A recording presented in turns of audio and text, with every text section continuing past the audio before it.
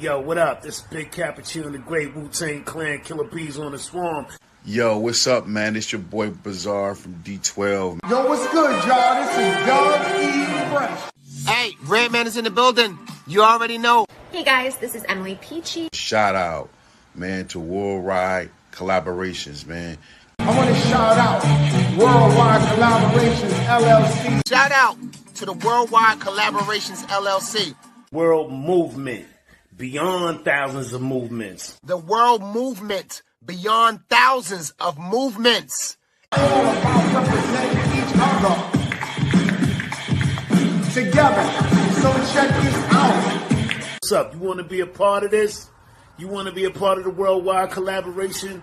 You guys should all be a part of Worldwide Collaboration. Worldwide Collaborations, LLC. Check us out, man, and check what's going on, man. Word up. I have recently been choosing to be a spokesman and an ambassador, so you will see a lot more of me. Join the movement, man. It's beyond thousands of movements right now and talents put together, all about representing each other together. I want to join, so I might see you there. All right, much success. It is a worldwide collaboration song.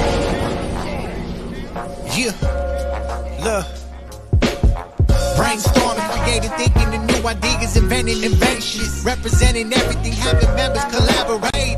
Worldwide collaborations, ongoing visualizations, programming operations, bringing everyone together equals more motivation. In the situation we live in, there is no concentration. All the people in the world, but no consideration for everyone making excuses, complaining, completely ignoring everything you were saying, possibly because there is no participation. What is everyone really doing? Why are they waiting, sitting there thinking, but no motive or knowing, no knowledge? They never been to college.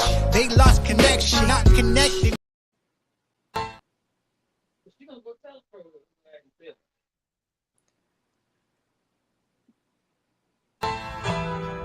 Hey, look at him, right? There's a lot of people been hitting me up, man, asking me for some more inspiration, right? So it's only right I come talk to him right quick. Hey, are you a runner or a fighter? Everybody got their own problem, and one way or another, everybody gonna hit the bottom. It's all about how you bounce back. And when they tell you count your blessings, tell them I done lost count, Jack. Cause every day you waking up, that's a blessing. And every time you take a breath, that's a blessing. So I'ma tell you what another man told me. And to understand this, you gotta go deep. There was a lady used to feed her community.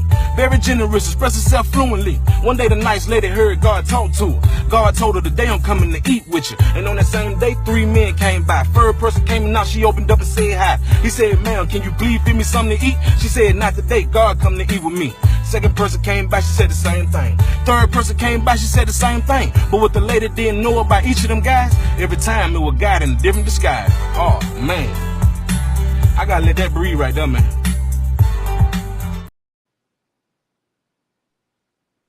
All right. We back. Just a little bit of inspiration, man. You know, sometimes you gotta listen to God, man, because he show you and guide you and tell you different things. So we're back again. Motivational Mondays, Mindful Mondays, Money Mondays with your boy King Jacob on the world famous Chatterbox with King Jacob. We in the building with another superstar guest. A star-studded episode is on the rise with none other than Neika Simone. What's happening? Hey, I'm good. What's up with you? How are you? I'm great, man. Glad to be on this side of the dirt. And you know, blessings are flowing repeatedly. So just glad to be inspired so I can inspire others as well.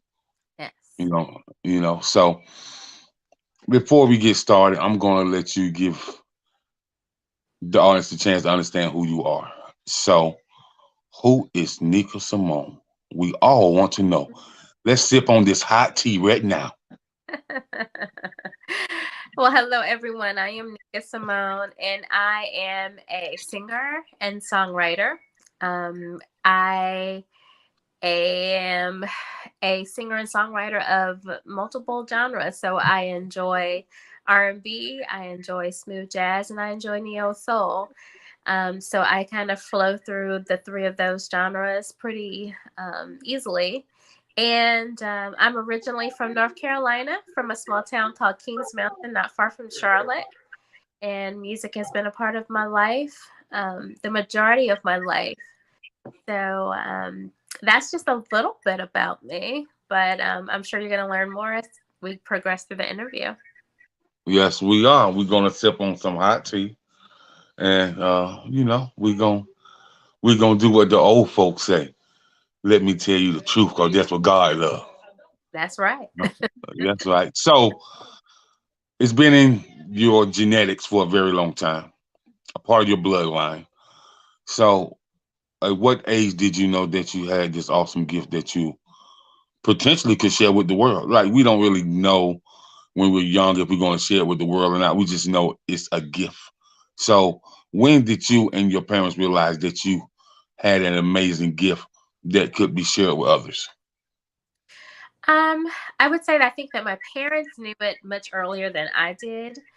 Hmm. For them, they saw me singing as a child and enjoying it as I grew older, and especially loving the piano. I'm a classically trained pianist.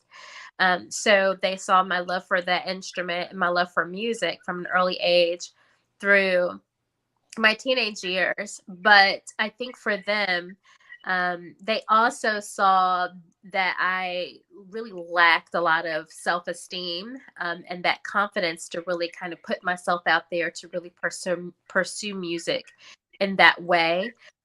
So it really took life experiences and lots of bumps and bruises that came along with living life that really pushed me into that position where I said to myself, hey, I'm not gonna sit on this anymore. I'm going to move forward with this and give this thing my all. So that actually didn't happen until probably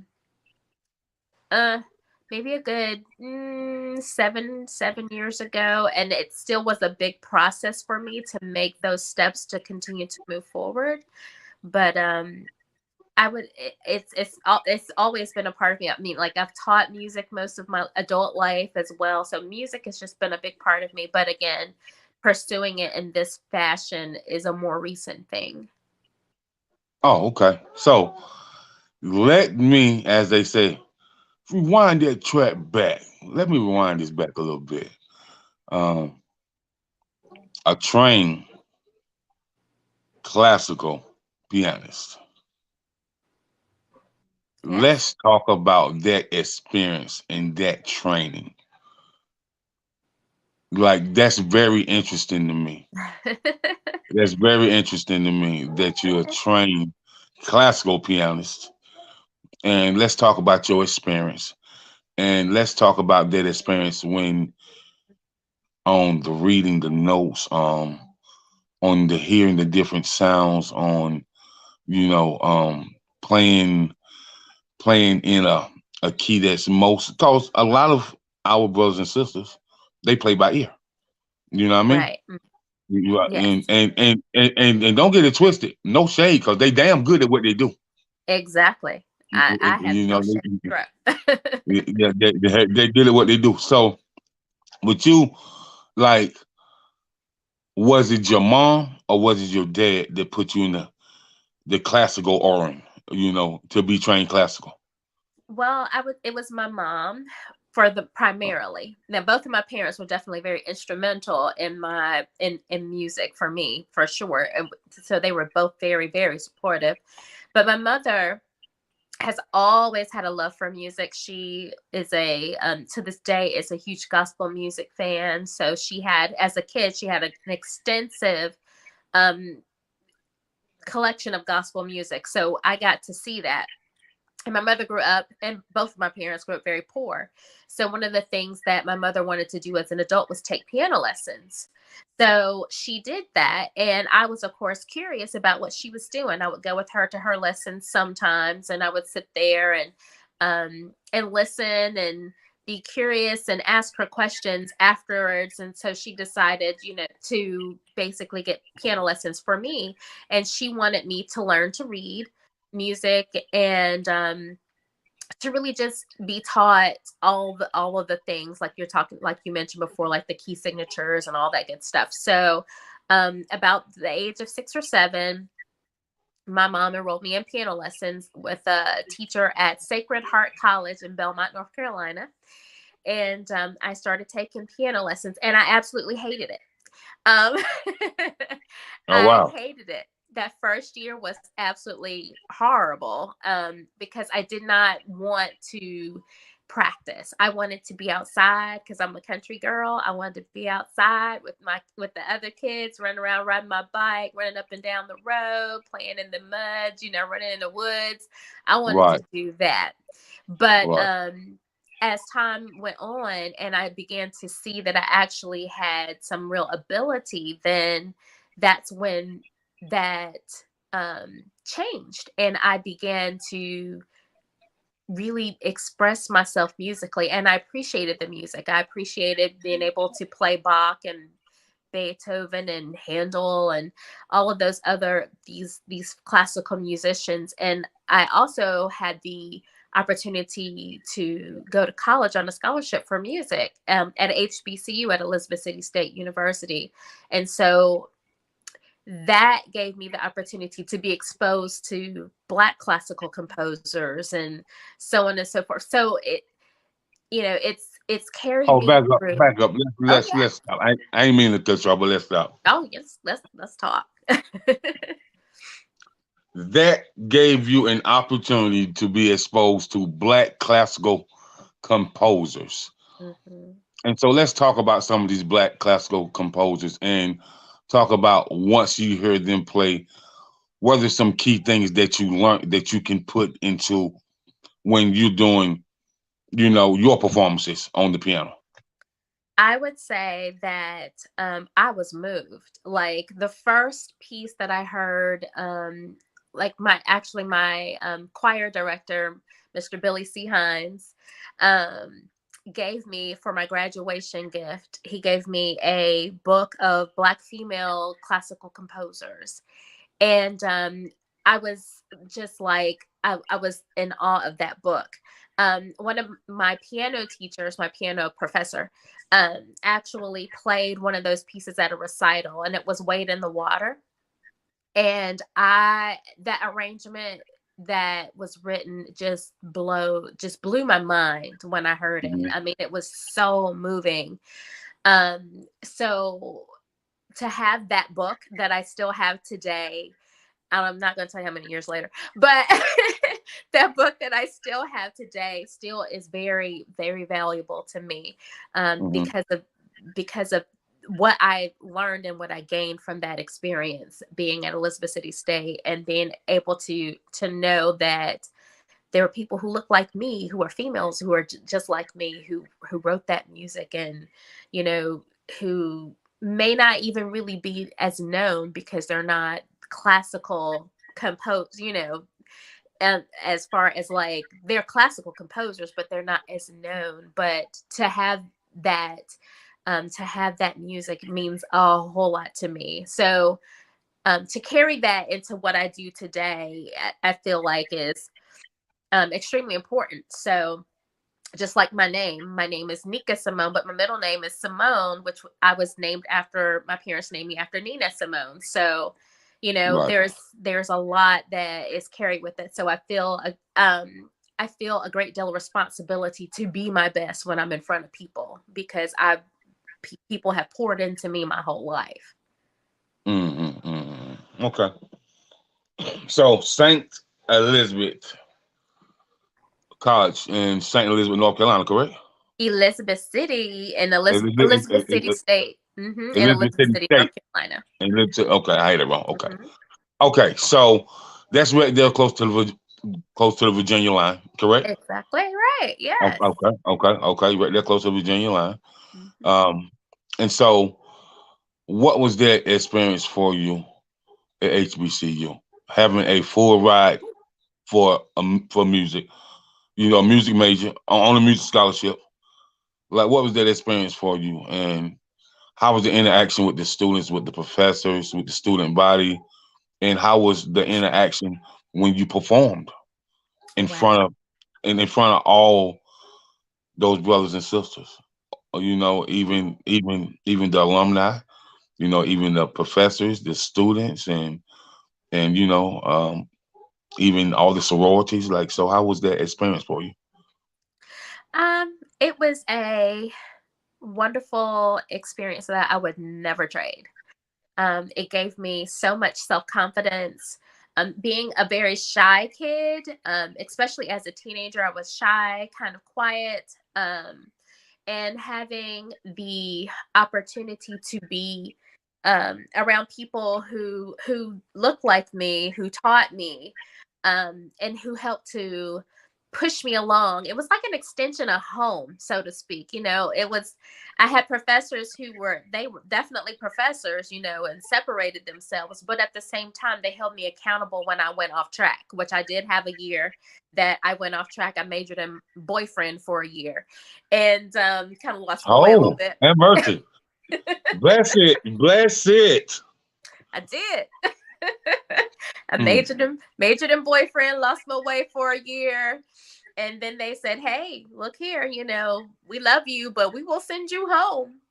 Don't get it twisted. You'll lose that No, scholarship and we'll send you away." And so I was no. like, "Hold on, let me get myself together and get myself back on track here." So that is indeed what I did. But I would not trade that experience for anything.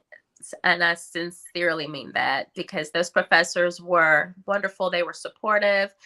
They held me accountable. They pushed me along. They gave me opportunities things that I just didn't think that I would do. And they saw things in me that I certainly did not see in myself at that time. So, so very grateful for all of that.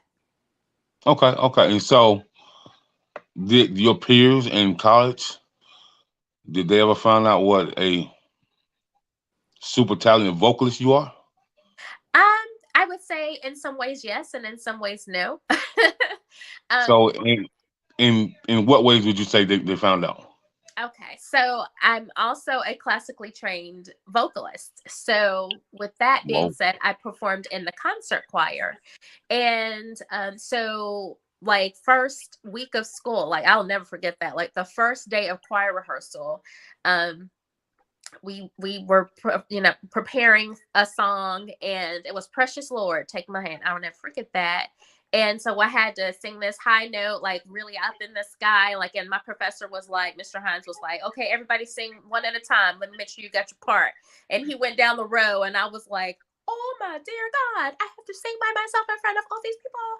And so I was like terrified, but I sang, and I sang that one little part, and everyone cheered for me, and they were like, "Oh my gosh, yes!" So that was the beginning of that, the reception of and being accepted and cheered on and all of that. So so I'm trying to picture this young lady from Kings, North Carolina, Southern Belle, pretty, cocoa skin, oh, thank you. and you hear her come out and sing classical music. You like, what?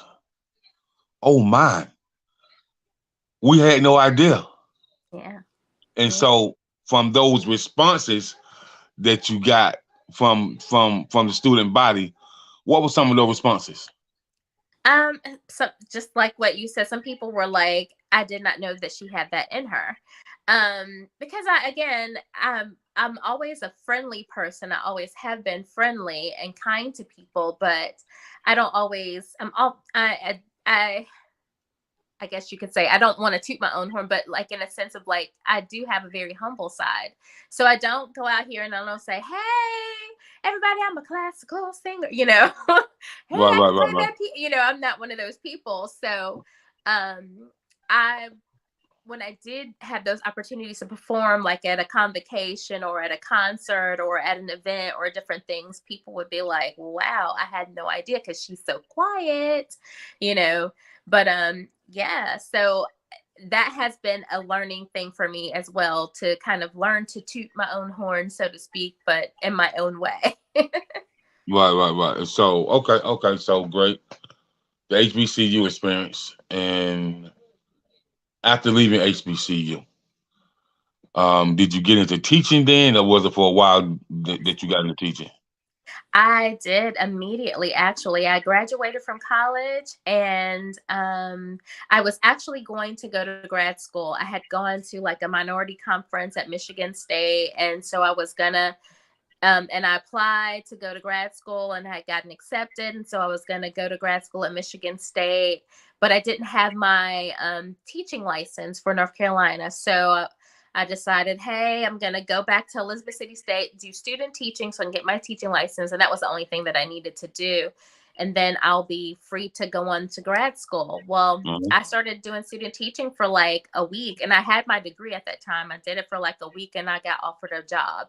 So it was like, do I go to Michigan or do I teach and make some money? You know, which is not much because, you know, teachers don't really get paid. But at that time, that was definitely attractive to me, to make something.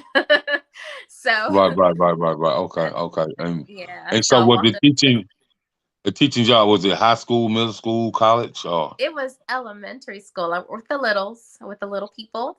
Okay. And yeah, so I did that, and I did that in Elizabeth City, and then I moved to Richmond, Virginia after that, and taught elementary school, but have taught everything from elementary school to high school to middle school, and private voice lessons, private piano lessons. Taught people from like 70 years old all the way down to 10-year-old children. So I've taught the gamut of people. So what is the teaching experience like for you? And what would you say are the high and low points of the teaching experience?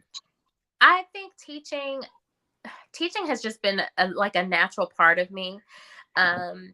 It's one of those things that I don't think would ever leave who I am. It's just something that's part of me. But as far as what I have enjoyed most with teaching, I would say, what are some of the things that I've enjoyed? I love like when I do voice lessons. Like I've worked with some really talented singers. I've really loved, like, one of my students, I'll never forget her. The first day that she came into a lesson, she was a little girl. She was like about 4th, 5th grade. She had this huge voice, and she was so dramatic. And so she came in and she just sang, and she was just so animated. And I was just like, oh my gosh, I just love this child. And I got to actually watch her grow. So I helped to prepare her for college, for when she went to college, for her college auditions for music theater programs. And she got into like Marymount in Manhattan, which is like a huge music school. So yes, I know. So I've had the opportunity to work with like her and some other students who've like auditioned for NYU and gotten into other schools. Like, so to see that growth and to really work with them and train those voices and to get to know them, know the parents, and just to have that experience that's been such a great blessing to my soul, I have to say. I mean, it truly, truly has. That's what I said, that teaching is part of me. It's truly just, that is a part of me, and I wouldn't trade that. So those are wonderful experiences to have. Right. So if you can get people prepared for Marymount and NYU and Cornell University and places like that, yeah, you're doing something. because they don't just take anybody. No, gotta work. You gotta work very, very hard. Yes. So let's talk about your gospel background. Now, I tell people all the time, you hear people like a Fantasia and Anthony Hamilton and Jodeci, and you hear people like a Tank. I actually have an experience with Tank, the singer. Oh wow. Yeah, actually, I have a cousin in the Maryland area by the name of Simeon Randolph, and he gave Tank vocal lessons when they was in high school. Wow. Yeah. So I had experience with Tank. He introduced me to a few people, Tank and Genuine. Introduced me to Ebony Foster. Introduced me to Drew Hill. Introduced me to the group Old School. Like he introduced me to a lot of different people. So I've I've had experience to be around all of them. And but their gospel background is something different because I grew up listening to people like going to concerts with my parents with people like Willie Banks and the Messengers, Troy Raymond and Soul Searchers, the Gospel Keynotes, Slim and Supreme Angels, the Williams Brothers, Uh-huh. James Spirituals, and so on and so forth. You know what I Uh-huh. mean?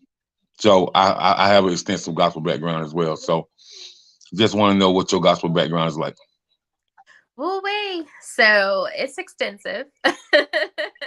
Like I said before, my mother had had a huge collection of gospel music. She and my father they both love gospel music. And my mother is a minister, my father's a deacon. So Okay.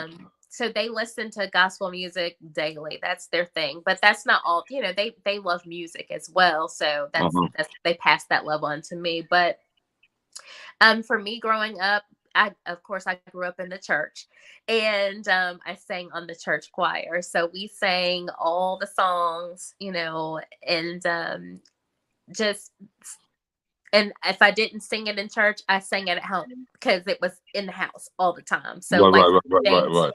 James Cleveland, John P. Key, Keith Uh-huh. Hill, Donald Bells, I mean, it was just Right. on and on, the Clark Right. sisters, all Right. of, yeah, all of that. So, Yeah, so that good quartet music as well.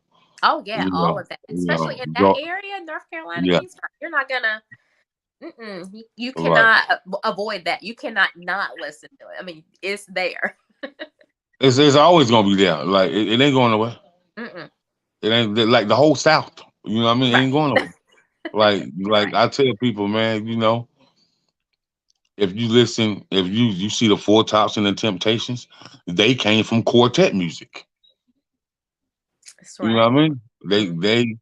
they they came from quartet music. So that gospel background, and with you being an adult now, and you being a singer, songwriter, a social influencer, a music teacher, a music influencer, a pianist, you know, because if you can play classical, you can play every other genre. That's facts. You know what I mean? Mhm. Because that is the hardest thing to play. Make no mistake about it. You are a musical genius. Well, thank you. When you can master classical, oh yeah, that's serious. So, with that being said, will you ever put out a gospel EP? Oh man. Yes, I actually will. I'm going to, because the funny thing is my parents have asked about that because my mother loves the music, that I've written so far, and she's so supportive. She and my father, but at the same time they go, no, you used to, because let me tell you, when I first wrote music, the first songs that I wrote were actually gospel songs. And that was when I was a Okay, teenager.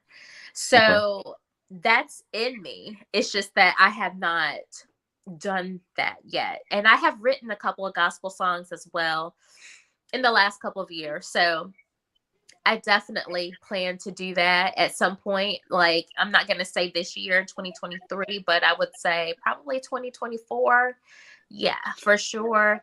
I would think that that's when the gospel, if it doesn't come out, then it would be the following year. But in the next 2 years, for sure, you're going to see, yes, some gospel. I well, have to do it. well, Miss Simone, I asked you that because by listening to you, I kind of did envision Wow. something for you with gospel, but it's kind of it's not regular gospel. Um, it's like Neika Simone unplug, and Okay. and and the title of the EP will be called God's Favor. You know what I Wow. mean? Yeah, Well, yeah. So that unplugged version, you know, that's all live band. You know what I mean? mhm. That's That's all live band, and I think that unplugged version and live taping at your home church, yeah, Wow. Wow. serious, Yeah. yeah, serious. So I'm gonna hold you to it. I can't wait to see Okay. you do it. I definitely can't wait to see you do it. So you know, I can appreciate that, and shout out to your parents for really keeping that in you. Gospel was the first thing you wrote. So yeah, Yeah. uh, It you know, really be- was. because without that man upstairs, Miss Simone wouldn't be Simone. Be Miss It, Simone. You know what I mean? And so that's true. fact. Right. So I did have a chance to listen to you today. Um, you have to you have a you have that sound I like. You have that it's kind of a mixture between like a Nita Baker and Coco from SWV. Ooh, now that's a combination. Yeah, yeah. So I like this sound. So tell me about your single. Oh my goodness. So I have a couple of them. The latest one is a song called Tell Me. And I have, so the last ones that have come out during the summer have been Tell Me, and then there's Picture Perfect. So I am a songwriter who writes about relationships, and so I write I about, know, I yeah. know. Oh wow, I know you love writing. You love them ballads. I see. That's I what I see. do. It's what I Yeah, do. yeah. So I said, she got really nice rhythm. Nice runs, nice riffs, nice octaves, and she makes stuff that people can vibe to. You can listen to it. You can.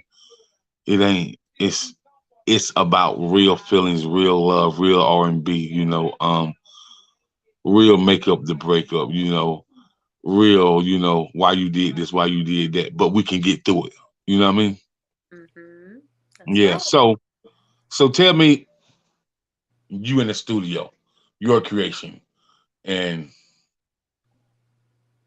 what is that feeling mentally and emotionally when you're recording? Ooh, there are a lot of different things that go through my mind um, when I'm recording. I would definitely say I try to captivate. It's almost like I'm envision this story being told, me telling this story through the song in my head. I'm going through it, and I want to make sure that that story is heard and understood in my voice when it's recorded.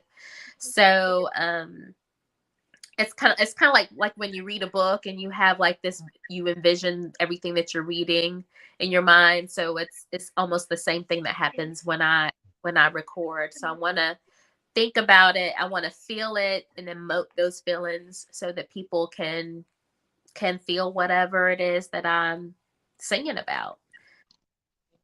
Okay. So how do you use your art form? Whether it's music, whether it's writing, whether it's playing, whether it's acting, whether it's modeling. How do you want to use this art form of entertainment to impact your community? Oh, Um, I would say, well, first, even though I write about relationships and whatnot, I am a person who is really about love.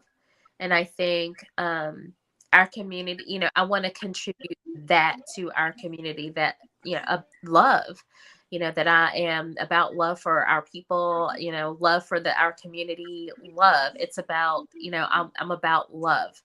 And I want to leave that lasting impression with people. Um, love is such a powerful thing. uh-huh. It's caused wars, it's caused peace, it's caused so many different things. And Right.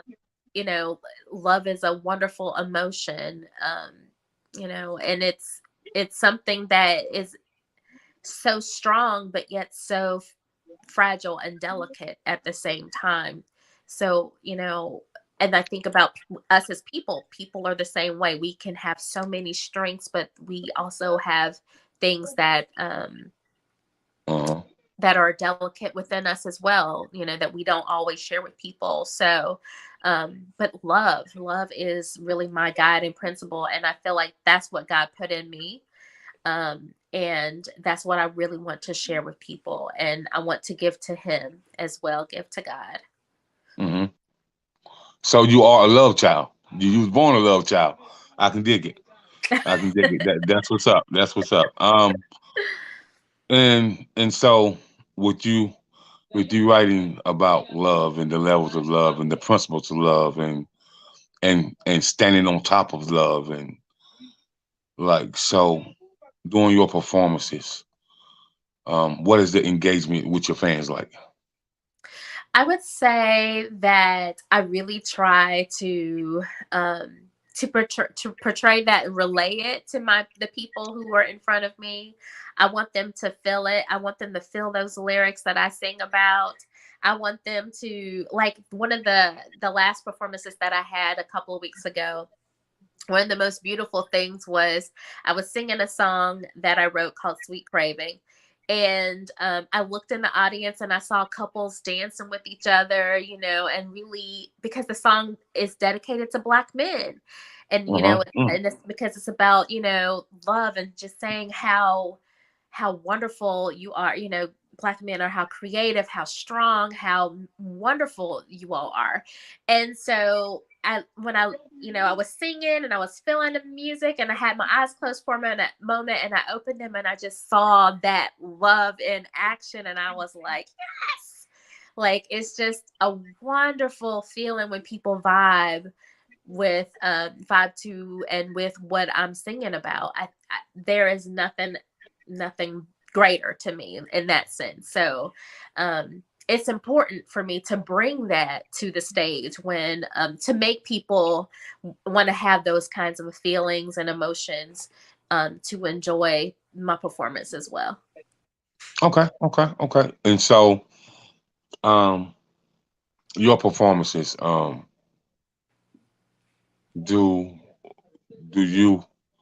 you been out in the country yet?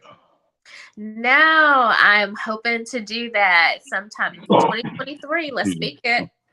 Okay. And so what all cities have you performed at thus far? Oh man. I have been, of course, here in Richmond. I have been in Richmond. I have been in DC. I have been like in Ohio, Cleveland, Ohio, Columbus, Ohio, Houston, Atlanta, Raleigh, Durham, North Carolina, just to name a few. So, and those are the ones that I can think of right now. But I have been to those places, and I have even more places planned for this year on the books. So I might be in a city near you. Yeah. So a question for you, which I think that you may do well in this market, and if you haven't tapped into it yet, with you being a Southern girl, I need to hear a couple Southern soul tracks from you. I really do. Ooh. Yeah. That Southern soul is winning right now. It's hitting. Yeah, you're right. It is. Yeah, it's hitting. So you know, I would love to see you do 3-4 Southern soul tracks, mix it up a little bit. You know what I mean? Hey, I'm so open. Let me tell you, I am so open, and I love collaborations, all of that, and I'm open to writing. And I feel like I'm releasing another album in about a month or so, and it's called Point of View. And with this one, there are some songs, a couple, maybe like 2 tracks I'm thinking that may have a little bit of that Southern soulish kind of feel to them. So I'm excited to really give people more music that they can vibe to, you know, and enjoy and just relax to, you know, whether that's hanging out in the backyard during the barbecue, you know, or riding in the car. Okay. So So with all that you do, all you have done, all you accomplished, I want to say congratulations once again. And do you plan to transition to having a 501(c)(3) nonprofit, or do you already have one? I don't plan to transition to the 501c nonprofit. I am, especially because I already do things like the voice lessons and the piano lessons and things of that nature. I have my own business already established. So I'm going to continue with that and just continue to try to grow it, Okay. and help and, make that evolve into something bigger over time. Okay. Okay. Okay. Okay. Well, okay. Cool. I was just curious. Would you maybe have a nonprofit now or get one later on, or because your gift is needed so much worldwide. You know what I mean? So Okay. that's why I wondered. So Well, you so might put a bug in my head. I might consider that. That may be something to look into, because it's not like I can only have to do one thing. I have people to do two. yeah, Or yeah. Cause you know music, education, community, all that goes together, yes, and you yeah, have all that, and then while you're playing, you have your parents. So I mean, that could easily be on your board of directors. For real, for real. yeah, Yeah, yeah. So it'll be something that the family can run together. You know yes. what I That'd mean? be beautiful. That'd be Yeah, beautiful. yeah, yeah. So it's always another alternative to win. You know what I mean? And Hmm. it keeps them involved with you anyway. You know what I mean? Oh, for sure. They You are. know. I call them my biggest salespeople, because they are out. My dad will flip out his phone. He'll take that thing out in the doctor's office, and he'll be like on YouTube, "You see, this is my daughter right here." Right, Let me right. show And you. so He has and so, no but shame. with you being in building the Neika Simone Foundation, you know what I mean? Yeah. That that stands for so much. Like I said, entertainment, education, and family. That's a multiple things, and that's how you still impact your church community and get them involved with what you're doing. You Right. know, because that'll be your part of giving back. Yeah. I love that. That's beautiful. And thank you for that. For that. That's awesome. Putting that in there. Got my Yeah, no brain going. doubt. I'm like, I gotta make this Yeah, happen. yeah. It just takes somebody to just give it to you in a different alternative, Yeah. from a different point of view. That's all. That's all. You know what I Yeah. mean? So, it's a lot going in the world, and so everybody I bring on my platform, I ask them this: a lot going in the world. Um, a lot of stuff going on in the world, man, that we see that's heartbreaking. And we just was looking at the situation in Memphis, Tennessee. Hmm. You know, heartbreaking, and I just want to know, as Black people, how do we change the narrative? Ooh. I heard Tank say this: they ain't threatened by our violence, but they threatened by our love. Mm. Once we start loving each other once again and committed and stay dedicated to one another as people, yeah, yeah.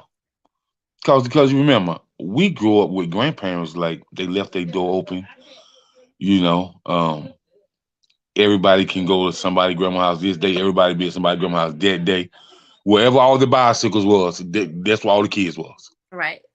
You, Yeah. you know what I'm saying? And so nowadays, people don't even want you to say nothing to their children. They don't have the code of conduct anymore, the code of respect for elderly people and their elders and stuff like that. So something is missing. Something took the wrong turn, and we have to change the narrative and get that back to one. Because I tell people, I grew up sitting on the stoop of an older person and talking to them for hours, and they just giving me game and dropping jewels on me, and Hmm. and and, and they just building with me, man. I tell people that's the most precious thing in my life thus far is learning from the older people, building with them. Mm-hmm. And Yeah. I just don't think we have enough of that anymore. So, what are your thoughts on it? I agree. I grew up spending a lot of time with my grandparents. If my parents were working, then I was with my grandparents. Hmm. So I spent a lot of time with them, and I think about the things that I learned from them, and the amount of respect, just like you said, the amount of respect that I had for them. And that was like on both sides, both my father's parents and my mother's parents. And there was just nothing like that, nothing like the things that they had to say, the things that they shared. It's just nothing like it. And I wish that um I wish that younger people saw the value and the wisdom that Hmm. our elders have. Right, I wish that they saw the value in it, because there is so much that could be avoided, so much that could be, you know, that could be provided for. I mean, there's just so much right, right, right, that's right. right there, just sitting there in a person who was willing and able to give that to and share with others. So I really do agree with you, and I think that if we as a people were to ever um, have that love and unify, we would be like an unstoppable force. But I, I, I really wish that that was something that we would consider doing, and that we would really work with each other to share knowledge with each other as well. It's not a competition. If I win, you win. We all win. There's enough Right. room at the table for everyone. We don't have to cut each other off at the knees. So there's a lot of